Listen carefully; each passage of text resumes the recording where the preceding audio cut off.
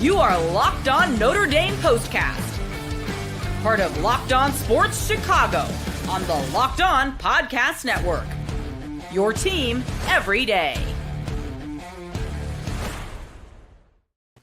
Welcome into the Locked On Irish POSTCAST here on the Locked On Sports Chicago YouTube channel. My name is Joe George, longtime Notre Dame fan, and Notre Dame is headed to the college football playoff after defeating USC 49-35. Today's episode is brought to you by Gametime. Download the Gametime app, create an account, and use code LOCKEDONCollege for $20 off your first purchase. So on today's show, we're going to talk about the defense, what we saw from this game. While they gave up quite a few points, and especially that extra garbage time touchdown there at the end where USC was not even really trying but just moving the ball down the field, we'll ignore that one. But they gave up 28 points in this game. There was 5 straight possessions where both teams scored between the two of them.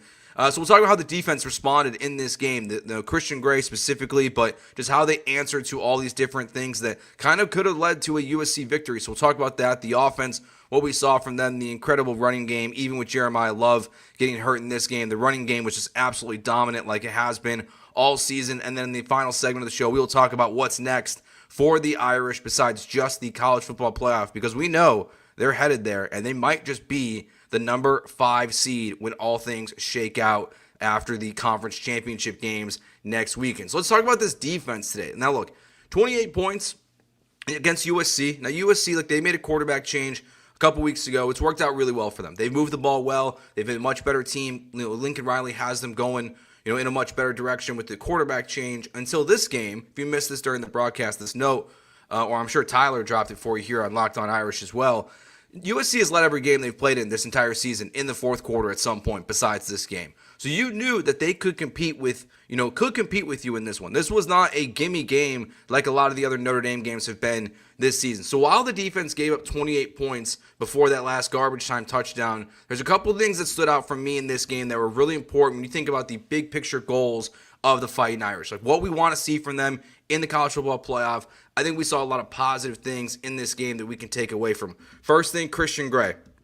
Christian Gray gets picked on a couple times in this game, really more than a couple times. He gets the 2 big pass interference plays that I believe both led to touchdowns by USC. But even after that second pass interference play, pretty much right away, USC is making that decision to attack Christian Gray once again, and he makes a big pass breakup. And then there at the towards the end of the game, because it wasn't even the last pick 6 of the game, we see Christian Gray make a pick 6, a great play, go 99 yards for a touchdown, huge momentum swing there. It ends the game for USC, because look, they were within a touchdown. It was right there for USC to take back, but Christian Gray, after having just a tough day at the office, to come through with that pick 6 was huge from him. So I love seeing that response from him in this game and what we saw overall. A couple other moments besides just you have the 5 straight possessions, right? The 5 straight scoring drives between the two teams.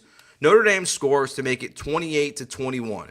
And immediately my thought is, okay, this can't keep happening. There can't be another and another and another. The defense has to lock down at some point in this game. So the offense, because we know the offense is going to falter at some point. You cannot expect both sides of the ball to be perfect constantly.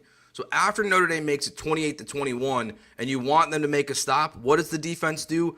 They get USC off the field the next 3 possessions, which is huge. To stop the back and forth, but not even that, to let the offense, move the lead forward. You see some mistakes even in these drives from the offense that we'll hit on here in a second, but to get 3 straight possessions, stopping the ball when this game is just going back and forth was really, really important for the defense today as well in this game. So that's 2 things I want to highlight for the defense. Jeter missed another field goal. He moved to 6-12 on the season when he missed that one. That's my number 1 concern right now for this team heading into the college football playoff. It's tough. This kid, he's struggling mightily, and it's going to be really unfortunate if it feels like, I know none of us are going to feel comfortable if he is up on the field, for a game-winning kick or a game-tying kick in the college football playoff, especially if that first game, it's going to be in Indiana, it's going to be in South Bend, it's going to be probably miserable in that game, which will favor the Irish, and we'll talk about in the final segment of the show. But you get the missed field goal, and they respond to that too. Boom, right away. Defense gets them. They get a sack on first down, I believe it was. They get a quick 3-and-out. They're right off the field. So they once again, in that moment in the first half, they don't let the momentum flip the other way to USC. Riley Leonard, he throws an interception in the second half. The defense, what do? They respond right away. So while they gave up good amount of points in this game, the biggest, most important takeaway is that when they needed it the most, the defense came through. That when you had 5 straight scoring possessions between two teams, it was Notre Dame's defense that shut down the next 3 drives. When you missed a field goal, when your quarterback threw an interception, your defense responded. Like, that is so important. And then it just ends with a lot of fun in this one. Christian Gray gets the 99-yard pick six. USC moves the ball right down the field again. Then Xavier Watts gets the 100-yard pick six. I forgot that in college football, they only count it from end zone to end zone, so they only give him credit for a 100-yard interception return on that one. But Watts had another play in this game. I hate to say, like, it's a high bar here I'm going to throw out there. I hate to say it reminds me of Kyle Hamilton, but there was the one pass breakup he had where he's really nowhere near the play, and he is just zooming over to the sideline to force the breakup for USC on a big chunk play that they were trying to make. Now, the negatives of this game definitely are the chunk plays that we are seeing from USC throughout this game. They've got a lot of talent, though. And frankly, like, the way the college football playoff is going to shake out because of where the game is going to get played, the quarterback play that we've seen overall in college football this year, and that's not something I'm not concerned as a playoff problem for the Irish, because you're going to continue to get healthier, and they definitely didn't get a ton of pressure, on USC in this game. Felt like they really did not have many guys in the backfield and weren't making things difficult for them. But whether you're playing, Indiana or Clemson or whoever it's going to end up being, SMU in the first round of the playoffs, it could be so many teams at this point because of the chaos that has unfolded last week, what's happened already this week, and there's still a couple really big games left on the schedule as we're doing this show live here on the Locked On Sports Chicago YouTube channel, that it's really hard to get a feel of even just going to the conference championship games, who Notre Dame will potentially be playing in the first round of the playoffs. So, but I'm not too concerned about the deep ball stuff that we were seeing USC have success with in this game. We know they haven't been tested, and that was the other part of the defense that I was just it's a weird thing to say, but after, they've been winning all these games by, I think the average margin of victory is 33 points. So they're just have been destroying teams basically all year since the Louisville game. And, to end the season on a 10-game win streak after what happened at NIU or against NIU. But to have this game where USC is just, their offense is keeping pace with what you're doing against your defense, that was the most important thing that I think the Irish can just take away from this game as a whole, is just to even just be in a battle for the first time in 2 months at this point. It's just been too easy. And so I kind of like seeing them get challenged in this game by the Trojans and just see that the offense and the defense were able to respond when they really needed it most, and just to secure their spot in the college football playoff. And I'll say it now and I'll say it again when we really deep dive into what's next for Notre Dame. I think they're going to be the 5 seed. I think they're going to have the easiest path to the Final Four of all teams in the college football playoff, and that's also just a very exciting thing that we get to see coming up here in December. 3 weeks off now for the Irish as we wait to see who they will end up playing in the college football playoff. But congrats to Marcus Freeman, Riley Leonard, and this team to get there after the loss to NIU. I know a lot of us fans felt like the season could have been over or was over in that moment, but they really responded in a big way with the way they performed throughout the entire year and got another good win today against the USC Trojans. So let's talk more about the offense, because while the defense had its moments of bright spots and its struggles, it was mostly pretty good outside of like 1 or 2 plays from the offense in this game. We saw some major guts from Marcus Freeman in his decision-making that we'll dive into. All that coming up next here on the Locked On Sports Chicago YouTube channel and the Locked On Irish Postcast. Today's episode is brought to you by Gametime. One of my favorite things with Gametime right now, Gametime Picks. It makes getting tickets to see your favorite teams play live even easier. The best part, too, it's not just for games. Don't forget that. Any concert that's coming to town, whether you're in Chicago at the United Center, you're going somewhere to Indianapolis, and you're a Notre Dame fan, you're living out there in Indiana still, wherever you're living right now, you can go and get your tickets via Gametime for an upcoming event.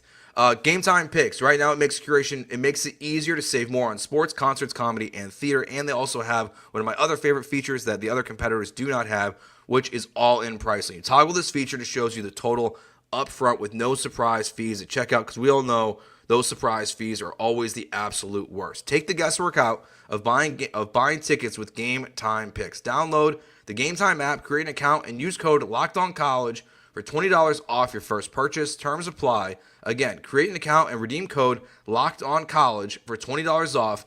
Download Game Time today. What time is it? It's game time.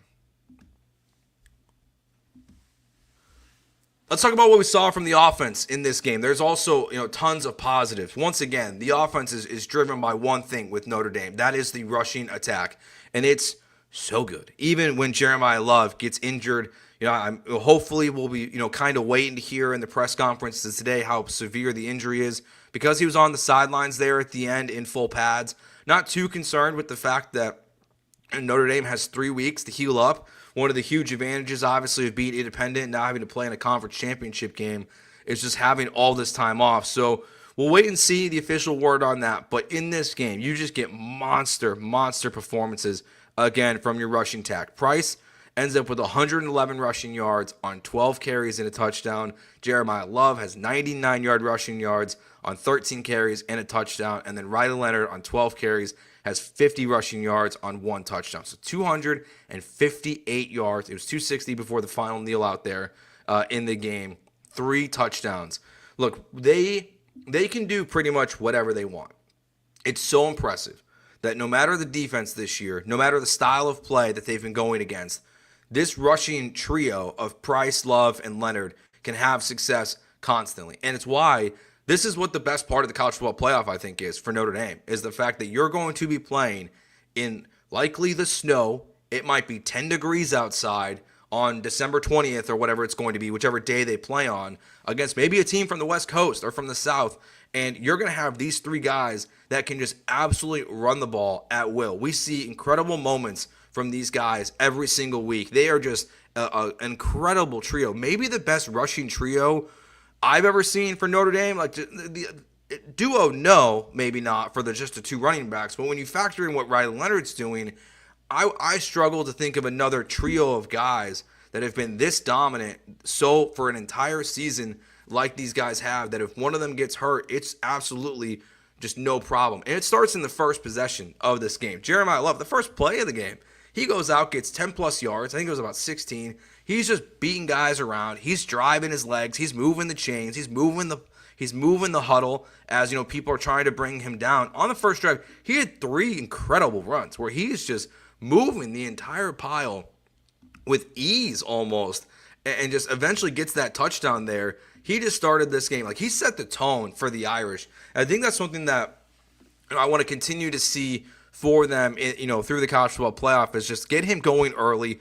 Let him, show the defenses what's up, that Jeremiah Love and Price and Leonard are going to be a huge problem for these teams and what they do on offense. But then Price in this game too, like after Love gets hurt, you're seeing these massive chunk plays, 35 yards for a touchdown, another 30-plus yard that led to a passing touchdown for Riley Leonard. And like these guys are just, they're so, they find the holes in a way which are very impressive. And that's all credit to the offensive line too. Like, this is a great unit again. It seems like Riley Leonard didn't get sacked for the first time this game until I think it was late in the third quarter, early in the fourth. So you kept your quarterback protected, and he was pretty good today as well, throwing the ball. Had a couple big throws that we'll highlight here in a second. But these guys just did whatever they wanted to in major chunks of this game. And even though you're going back and forth, to have that ability to rely on your running game when Riley Leonard is a good quarterback, like we know what Riley Leonard is. We know the kind of the limitations of what he can do offensively,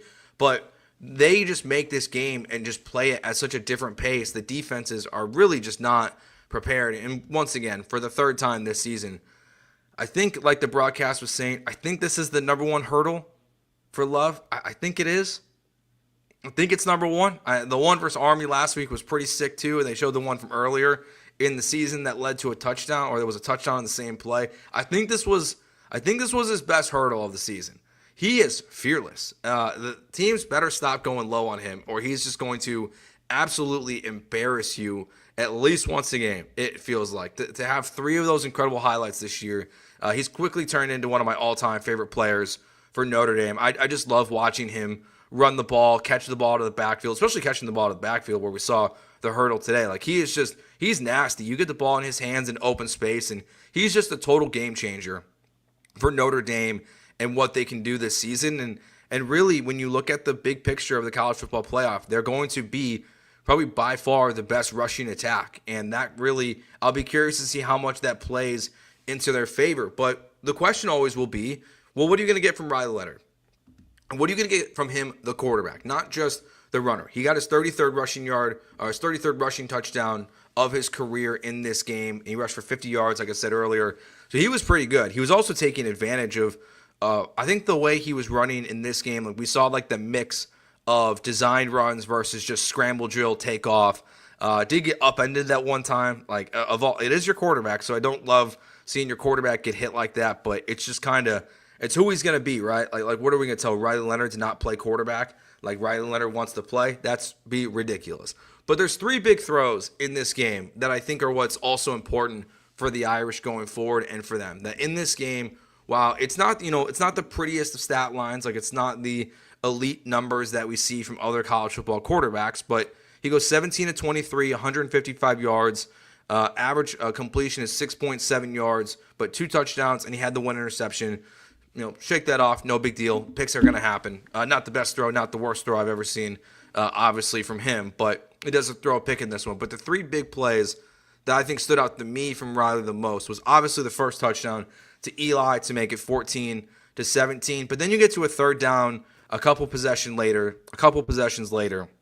and he hits Chris Mitchell on third down for 19 yards, followed up, I think, immediately by Price's 35-yard rushing touchdown. So you need a third down conversion, and there he is making it with his arm. It's 3rd and short, so they're pushing the ball down the field a little bit, but you need your quarterback to make those throws, and he really made them in this game when you needed it the most. And then again, you get a big Price run, so it kind of flips the script on this next possession we're talking about here. You get the big Price run, and that leads to Mitchell Evans' his touchdown in the game to make it 35 to 21. Did see like what we saw from Mitchell Evans today. Still want to see, I'm greedy at this point. 5 catches for 59 yards and a touchdown. I still want more. Like, I still want to see him involved more in this offense, more of what he can do, for this team, for this offense moving forward. I just want more. Like, I think there's still something that they can unlock with him, the rest of the year that can just, with the running attack, with him, and with what Riley Leonard brings you, running the ball, and what he is kind of showing you, throwing it in spurts and just being consistent, not turning the ball off and not turning it over very often. But he went quite a while without throwing his first incompletion even on the day. So I just want a little bit more, like just being selfish. Like, I just want to see more of that involvement in the offense. But the other part of the offense that I just love today, the guts. Marcus Freeman, how you respond as a team to what happened against Northern Illinois and what your response is going to be is going to tell you everything you need to know about the kind of coach he's going to be for the Irish going forward. And we saw that play out the rest of the season. But what I love about this game, I love the fake punt pass. The guts to call that, perfect execution. It's just the perfect play. And where you didn't have to run it, obviously. You can just punt the ball down there, give it back to USC. But for the Irish and Marcus Freeman to call that play, I absolutely love the fake punt pass and just going for it in that moment. And then you also have, 2 other 4th down conversions. So they go 3 for 3 on 4th down conversions today. So they started slow, and we know what the numbers are as Notre Dame fans, for, on 3rd down this season. It's not the best. It's not, where you want it to be, but it was pretty solid today. And, when they didn't get them, they converted on 4th down. So I just like that they were this aggressive in this rivalry game. And as the chaos is unfolding around you on, this rivalry weekend where we've seen already a couple teams, come down to the wire that are not supposed to. And we saw Ohio State lose against Michigan. Like, I love seeing Marcus Freeman just have the guts to go for it 3 different times on 4th down, 2 times on that first possession. Or on that same possession. So I'm all for that. I'm all for that going forward. You know what? If you're going to be aggressive, always be aggressive. Like, that's my biggest thing with coaches whether it's the teams I'm watching on like Notre Dame or the Bears or just watching games from afar. Like be who you are, and if you're going to be an aggressive coach, be aggressive consistently. That's all I ask of you. So when we get back here on the Locked On Irish Postcast on the Locked On Sports Chicago YouTube channel, let's take a look at what's next. What we can tell right now live in this moment of where we think Notre Dame is headed. We'll do that next year on the Locked On Sports Chicago YouTube channel. Get ready to tackle the NFL action with America's #1 sportsbook, because right now, new customers can bet $5 and get $150 in bonus bets if you win. The FanDuel Sportsbook app gives you everything you need to place live bets on the NFL all in one place. So when you get a hunch in the middle of the game, you can check out the latest stats, view live play-by-play, and so much more on the same page where you place your bets. Just visit FanDuel.com to join today, and you will get started with $150 in bonus bets if you win your first $5 bet. All right, so we have been on the struggle bus as of late, but we need to get back in the win column. And in order to do that, we are going to take Ravens -3 at home against the Eagles on Sunday. So much great football this weekend. I think this is the game of the weekend, and we are going to back the Ravens -3 in that matchup. And for more, visit FanDuel.com. Never waste a hunch and make every moment more with FanDuel, an official sportsbook partner of the NFL. All right, let's talk about what's next for Notre Dame. So they are headed to the college football playoff. We know that they are going to be at least a top 6 seed. I think they're going to end up as the 5th seed in the college football playoff. Chandler here joining in, says, need to join a conference before you should be eligible to play in the playoffs. Wrong, because you're trying to tell me someone from the Big 12 deserves to be in more than Notre Dame? You're kidding me. You're trying to tell me that Boise State deserves to be in more than Notre Dame? Wrong. Like, I get it. You people want Notre Dame in a conference because they want the money that Notre Dame brings to the table. They do not need to join a conference. They do not ever need to join a conference to have a seat at the table. They are Notre Dame. They deserve it themselves, and they play a tougher schedule, even though it wasn't great this year because of how your opponents ended up playing out. But you don't need to be in a conference. If you want to demand it, Chandler, then they can join Boise State's conference, and they can go undefeated in that every single year too. Because I have no need for Notre Dame to be in the Big 10, the SEC, the Big 12, ACC, none of that stuff. So where is Notre Dame headed from here for the college football playoff? Well, Ohio State losing kind of shakes things up quite a bit. Because in front of you today, as you looked at the rankings, you have Oregon, Penn State, and Ohio State as the 1, 2, and 4 team in the country. So you know that obviously Ohio State is going to fall out of that conversation. They're also not going to be playing in the Big Ten championship game now. That is going to be Oregon versus Penn State. So the winner of that game is going to be the number 1 seed, most likely, unless Texas wins the SEC, in the college football playoff. So I'm going to expect that to be Oregon. We'll likely have the SEC champion. We'll have maybe the ACC champion, which is now going to be SMU versus Clemson.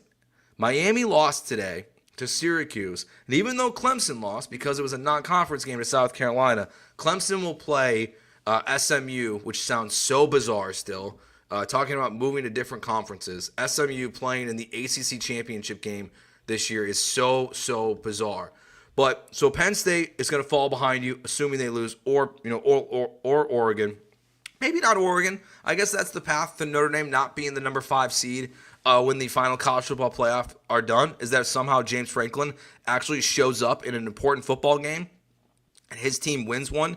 Then maybe we'll see, Oregon be the number 5 team, since they've been the number 1 team in the country basically the entire season at this point, or been a top team the entire season. So I think it's pretty clear that Notre Dame is going to be the 5 seed in the college football playoffs, barring Oregon losing to Penn State. That's really the only scenario that I see, with Georgia having to go what it went through against Georgia Tech, which only helps Notre Dame's resume. I think when you look at it big picture, because you got to give credit to where it's due. Like, people play that game all the time of, well, they went this way versus this team, but when they played Notre Dame beat the absolute crap out of Georgia Tech. Like, that should matter for the seeding. So I think Notre Dame's going to end up as the 5 seed in the college football playoff, no matter what happens. No matter what happens, and we're doing this live, and I think kickoff's literally about to start right now. No matter what happens between Texas A&M, and Georgia, that should not affect Notre Dame. Texas's schedule, if they somehow end up as in the SEC championship game and then out, and they end up losing in that game to Georgia, I don't think they should be in front of Notre Dame. Their schedule is no more challenging than what it is. The head-to-head versus Texas A&M might really be what matters the most in that one, but I would just expect Notre Dame to be the 5 seed in the college football playoffs. And the best part is that the game's going to be in Notre Dame. It's going to be at Notre Dame. They're going to be playing the last team in, and then they're going to be playing the worst conference champion, which at this point could be the Big 12. It could be Boise State. Really hard to say like which one of those two it will actually end up being. I know that the committee has favored Boise State so far. I'm not totally sold that in the end that they will do that, even though seeing because I think I'd rather see a playoff game be played on the blue field, which I know wouldn't probably happen either, than them getting a first-round bye. So there's a lot to make out for how this all is going to shake out for Notre Dame, but they're at worst going to be the 6th team in the college football playoff. But I really do think the most likely scenario is that in 3 weeks, we will be seeing Notre Dame host a playoff game as the number 5 seed against the last team into the college football playoff, a team that people are going to be debating if they even deserve to be there because there's going to be all these 3-loss SEC teams that, they're going to push people back. So this works out really well for the fact that, potentially a West Coast or Southern team is going to be coming to Indiana and really be struggling, you would imagine, in the cold. So this sets up great for the Irish. This season, honestly, after the Northern Illinois loss, you can't ask for anything better at this point. They've done exactly what you wanted them to do. They beat these teams up by big margins. They won by on average 33 points in most of these games this year after the loss or after the game against Louisville, the win against Louisville. So they've just been bullying teams all year. The offense has been spectacular. We've seen Riley Leonard improve, I think, a lot throughout the season compared to where it started versus Texas A&M. And the defense, even with some injuries, has for the most part held really strong. And as we talked about in the first segment of the show tonight, they responded in a game like this against USC when it mattered most. So I think we should all feel pretty good about where Notre Dame's at right now. And now we wait 3 weeks and we wait for the committee first to make a decision, and then we'll see who the Irish will actually play in the first round of the playoffs. Thanks for checking us out today. If you're here for the first time, we do this for all Notre Dame games, so including all the college football playoff games. We'll be here with you live for 30-plus minutes or so after the college football playoff, the first round of the college football playoffs, including the next round, which would probably be on New Year's Eve. We'll be here for you as well. But we also do this for every single Bears, Bulls, and Cubs game on the Locked On Sports Chicago YouTube channel. Thanks for hanging out with us today. Go Irish. Good win against USC in rivalry week. And we will talk to you after the next Notre Dame game, which will be the first round of the college football playoffs. Peace.